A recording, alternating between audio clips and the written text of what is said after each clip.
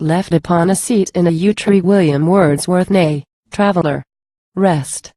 This lonely yew tree stands far from all human dwelling. What if here no sparkling rivulets spread the verdant herb?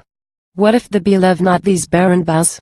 Yet, if the wind breathe soft, the curling waves, that break against the shore, shall lull thy mind by one soft impulse saved from vacancy. Who he was that piled these stones, and with the mossy sweat first covered, and here taught this aged tree with its stark arms to form a circling bower, I well remember. He was one who owned no common soul. In youth by science nursed, and led by nature into a wild scene of lofty hopes, he to the world went forth a favored being, knowing no desire which genius did not hallow. 'Gainst the taint of dissolute tongues, and jealousy, and hate, and scorn, against all enemies prepared, all but neglect. The world, for so it thought, owed him no service. Wherefore he at once with indignation turned himself away, and with the food of pride sustained his soul in solitude. Stranger. These gloomy boughs had charms for him.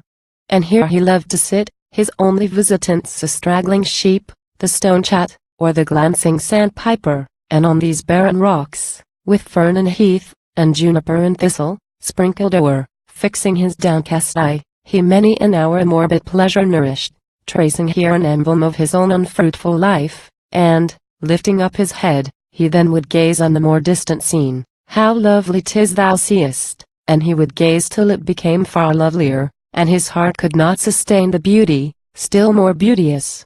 Nor, that time, when nature had subdued him to herself, would he forget those beings to whose minds, warm from the labors of benevolence, the world, and human life, appeared a scene of kindred loveliness. Then he would sigh, inly disturbed, to think that others felt what he must never feel, and so, lost man, on visionary views would fancy feed, till his eye streamed with tears. In the steep vale he died, this seat his only monument.